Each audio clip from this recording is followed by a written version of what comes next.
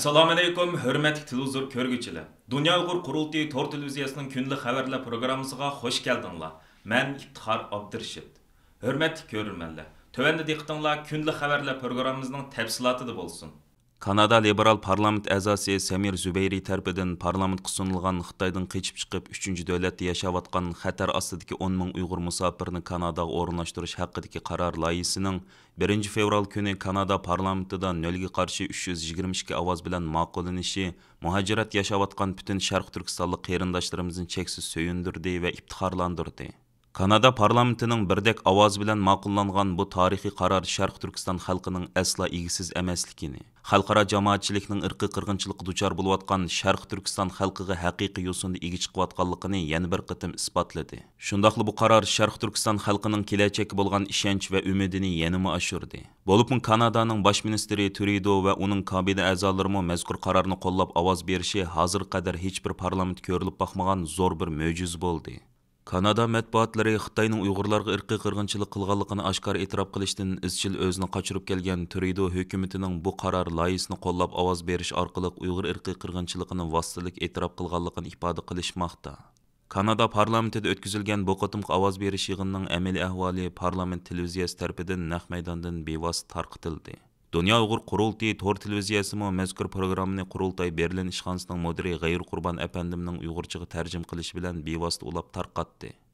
Qaror qabul qilinib, Kanadaning bosh ministri Trudeau'ni o'z ichiga olgan butun parlament a'zolari o'rinlaridan turib guldiras olqish sadolari yangratganda bo'lsa, ekran oldidagi Sharq Turkistonlik qarindoshlarimiz cheksiz hayajon va so'yinishdan ko'z yoshlarini tutolmadi.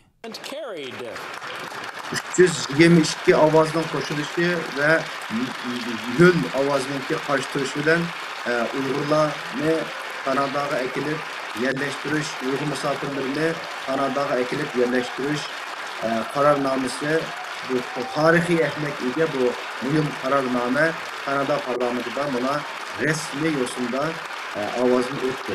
Xalqimizga muborak bo'lsin. Ekran ortida biz bilan birga mushu programmani ko'rayotgan, mushu xushal daqiqalarni biz bilan birga yashayotgan, hayajonlanayotgan qarindoshlarimizga muborak bo'lsin. Bu qaror loyihasi Xitoyning ziyonkashligidan qochib 3-davlatda yashayotgan Uyg'ur va boshqa Turkiya oz sonli millatlardan 10 ming kishini 2024-yildan 2026-yilgacha bo'lgan 2 yil ichida Kanadaga yo'tkab kelishni o'z ichiga oladi. Qaror loyihasining 1 fevral ma'qullangan oxirgi nusxasiga ba'zi tuzatishlar kirgizilgan. Uningda hukumatning 10 ming Uyg'ur musofirni Kanadaga yo'tkab kelish planini 100 kun ichida parlamentga bildirishi. Shundaqla bu loyiha faqat Xitoyning ziyonkashligidan qochgan Uyg'ur va boshqa Turkiya oz sonli millatlar bilan cheklanganligi ta'kidlangan.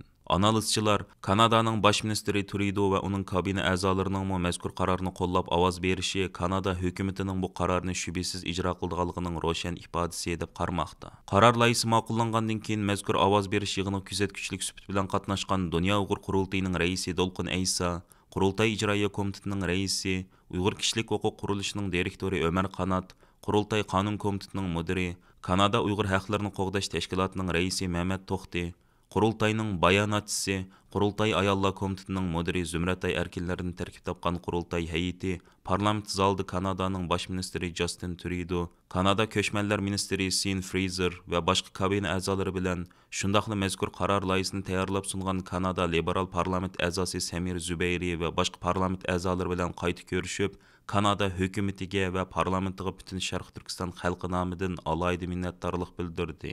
Qaror loyihasining birdek ovoz bilan ma'qullanishidan keyin mazkur qaror loyihasini sungan Liberal parlament a'zosi Samir Zubayri, Dunyo Uyg'ur qurultiyining raisi Dolqin Aysa boshchiligidagi qurultay hay'ati bilan birlikda axborot yig'ini o'tkazib, bu loyihaning birdek ovozda ma'qullanishini bir tarixiy payt deb ko'rsatdi. Samir Zubayri mundaq dedi: "Yuz bergani bir tarixiy hodisa. Hukumat kabineti tunji qitim o'zining pozitsiyasini ifodaladi. Bugun bizning ko'rganlarimiz barliq partiyalarning, barliq parlament a'zolarining birlikka kelib Uyg'ur xalqini qo'llashidir. Bu Kanada uchun bir tarixiy payt bo'lib qolmay, xalqaro jamiyat, kishilik huquq va insoniyat oilasi uchunmi bir tarixiy payt. Uyg'urlarga bo'layotgan ishlarni qabul qilg'ili bo'lmaydi." Samir Zubayri so'zda yana: "Men hukumatimizdan faxrlanaman va faxrlanish so'zini ko'proq ishiltaman. Bu qaror loyihasini qo'llaganlik uchun bosh ministrimizdan faxrlanaman. Bu loyihani qo'llagan hukumat kabinetidan, parlament a'zolaridan va barliq partiyalardan faxrlanaman. Bugun bir tarixiy payt. Biz bu tarixiy paytda birga turdik. Lekin oldimizda texmi mushkul ishlar bor. Biz bu ishni qilamiz. Niyatimiz aniq, qilishga tegishlik ishni qilishimiz kerak deb ko'rsatdi. Axborot yig'inida so'z qilgan Dolqin Aysa mundaq dedi: Bu qaror bizga nuqul umid beg'ishlabli qolmay, bizga yana ilhom va davomli kurash qilish, so'zlash irodasi beg'ishlaydi. Amdiki masala hukumatning harakatga o'tishi, pul ajratib 10 ming Uyg'ur va boshqa turkiy musulmon musofirlarni tezroq o'rinlashtirishda qoldi. Axborot yig'inida so'z qilgan Qurultay qonun komitetining mudiri, Kanada Uyg'ur haqlarini qo'g'dash tashkilotining raisi Mehmet To'xta apandim bugun birdek ovoz bilan ma'qullangan bu loyiha Kanada parlamentining irodasiga vakillik qilish bilan bir vaqtda uning bir boshlanish ekanligini bildirdi. Mehmet To'xta mundaq dedi: Bu qaror loyihasi parlamentning irodasiga vakillik qiladi. Shundaqla bugungi birdek ovoz bilan ma'qullangan bu loyiha kanadaliklarning orzusini ifodalaydi. Shu sababli men buningdan bek minnatdor. Shundaqla men bu davlatni o'zimning va avlodlarimning mangulik davlat qilib tanlaganligimdan shundoq faxrlandim. Mehmet To'xta apandim so'zda yana buning uzun bir musobaning texi bir boshlanishi ekanligini ta'kidlab mundaq dedi: Bu faqat bir boshlang'ich. Biz buni e'tirof qilishimiz kerak. Bu uzun musobaning faqat bir boshlang'ichi. Biz Uyg'ur tashkiloti va boshqa mas'uliyatchan taraflar Kanada hukumati va Kanada ko'chmanlar idorasi bilan zich hamkorlashib, qachon va qayerda qandoq orqasab yordam bo'lsa, shuni ta'minlaymiz. Shundaqla biz ojiz toplarga qarta kerakli yordamda bo'lamiz deb ko'rsatdi. Uningdan boshqa yana Dunyo Uyg'ur qurultiyi boshchiligidagi ko'plagan Uyg'ur tashkilotlari orqa-orqadan bayonot e'lon qilib, Kanada parlamentining bu tarixiy qaroriga bo'lgan cheksiz mamnuniyatlarini ifoda qilishdi. 1 fevral kuni Kanada parlamentida o'tkazilgan ovoz berish yig'inining G'ayur Qurban apandim tarafidan Uyg'urchaga tarjima qilingan umumiy ahvolini Dunyo Uyg'ur qurultiyi tor televiziyasining YouTube sahifasidan to'liq ko'ra olasiz. Dunyo Uyg'ur qurultiyi bilan Yevropadagi Uyg'ur tashkilotlari tarafidan 15 fevral BDT iqtisodiy, ijtimoiy va madaniyat huquq komiteti joylashgan Jenevadagi Palais Wilson saroyining oldida o'tkaziladigan birlashma namoyishning tayyorlik xizmatlari jiddiy ilib berilmoqda. Namoyish Jeneva vaqti tushdan burun 9:30 dan 13 ga qadar davom qiladi. Namoyish o'tkazilayotgan paytda Birlashgan Davlatlar Tashkiloti iqtisodiy, ijtimoiy va madaniyat huquq komiteti Xitoy vakillari o'migidan fuqarolarning iqtisodiy, ijtimoiy va madaniyat haqlarining qo'g'dilish ahvoli haqida umumyuzlik hisob so'raydi. Va hisob so'rashda Sharq Turkiston va Uyg'urlarning masalasi asosli tema qilindi. Uchurlardan ma'lum bo'lishicha, Xitoy taraf bu qitimki hisob berish yig'iniga bir qism Uyg'ur, Tibet, Mong'ol qatorliq atalmish shohidlarni o'z ichiga olgan nihoyat zo'r vakillar o'migi bilan qatnashishga tayyorlanmoqda. Namoyish qarori e'lon qilingan 24 yanvar kunidan buyon Yevropadagi tashkilot rahbarlarimiz, siyosiy faoliyatchilarimiz va qarindoshlarimiz bas-basta videoli qisqa chaqiriqlar e'lon qilib, o'zlarining namoyishga bo'lgan qo'llashini izhor qilib kelmoqda. Assalomu alaykum aziz yurtdoshlar.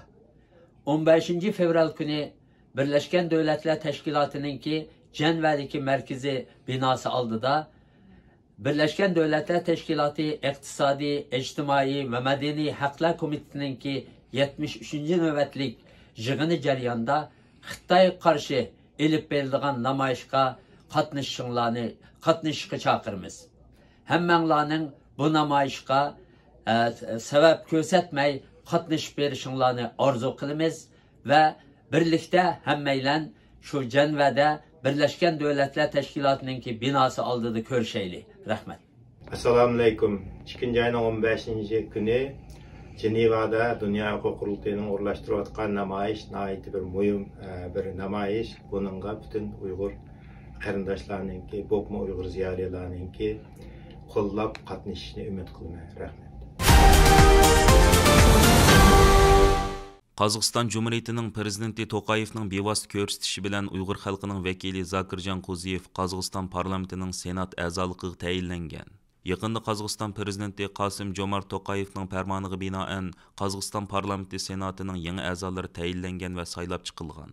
Davlat rahbarining Qozog'iston xalqi birlashmasidan belgilangan senat a'zolari ichida Uyg'ur xalqining vakili Zakirjon Qo'ziyev bor. Qozog'istonning asos qonuni bo'yicha parlament mamlakatning qonun chiqarish rolini atqiradigan yuqori darajalik vakillar organi bo'lib, u ikki palatadan, ya'ni senat va oliy kengashdan tashkil topgan. Senatda 50 a'zo bo'lib, ulardan 10 nafari, shu jumladan Qozog'iston xalqi birlashmasidan 5 vakil prezident tarafidan bevosita tayinlanadi. Qolganlari yoshirin ovoz berish orqali a'zolikqa saylandi. Qozog'iston xalqi birlashmasi mamlakatda yashayotgan 100 dan oshiq millatlarga vakillik qiladigan cho'ng tashkilotdir. Qozog'iston parlamentining senat a'zoligiga Uyg'ur vakilining belgilanishi Qozog'istondagi Uyg'ur jamoati orasida bo'libmi matbuot va ijtimoiy taratqularda zo'r inqos qo'zg'amoqda. Zakirjon Qo'ziyev 1969 yili Olmut shahrida dunyoga kelgan. O'tir maktabni bitirgandan keyin Olmati qurilish texnikumini tamomlagan. U emgak faoliyatini yog'ochchi bo'lib boshlab, cho'ng shirkatning direktori darajasiga yetgan. Zakirjon Qo'ziyev ko'plagan davlatlarning mukofotlariga erishgan. Mamlakat doirasida keng tanilgan bir tijoratchi. Hozir u Qozog'istondagi universal ishlab chiqarish shirkatlarining birlashmasini boshqarayotgan bo'lib, qo'l ostida 3 mingdan ortiq xizmatchi ishlamoqda ekan. Amerika Tashqi ishlar ministri Antoni Blinken Xitoy safariga menish oldida Dunyo Uyg'ur qurultiyi, Amerika Uyg'ur birlashmasi, Uyg'ur kishilik huquq qurilish tashkiloti, Boston Uyg'ur birlashmasi, Uyg'ur harakati tashkiloti qatorliq 50 necha tashkilot o'z talablarini birlashma maktub shaklida yo'lladi. Blinkenga avatilgan maktubda ular Blinkenni Xitoy safari jarayonida Xitoy turmasidagi siyosiy mahbuslarning ahvolini surishti qilishga chaqirdi.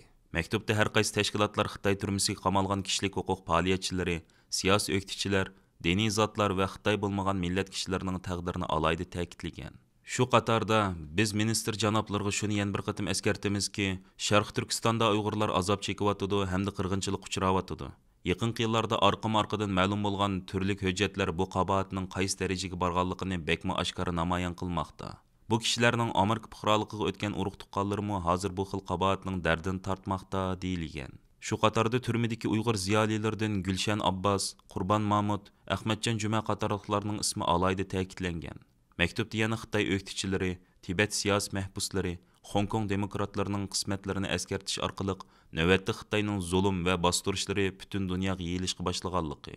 Bundaq ahvolda davomli turda Xitoy bilan savdo qilishning zodli aqlga uyg'un emasligi tilga ilinib, biz sizdan lagerlarni taqash, majburiy emgak xotim berish va barliq siyosiy mahbuslarni qo'yitishni talab qilishgan deymiz deyildi. 25 yanvar kuni Dunyo Uyg'ur qurultiyi ijroiya komitetining raisi Ömer Qanat apandim boshchiligidagi hay'at Amerika Davlat Majlisi a'zolaridan Katie Porter xonim, Tiliab xonim, Mark Paulson va Mark Takano apandilar bilan ayrim holda ko'rishib, ulardan Amerika Tashqi ishlar ministri Blinkenning bu qitim Xitoy qildigan ziyorati jarayonidagi uchrashuvlarda Uyg'ur masalasini eng muhim masalalarning biri sifatida o'tirib qo'yish uchun Blinkenga besim ishlatishni talab qilgan edi.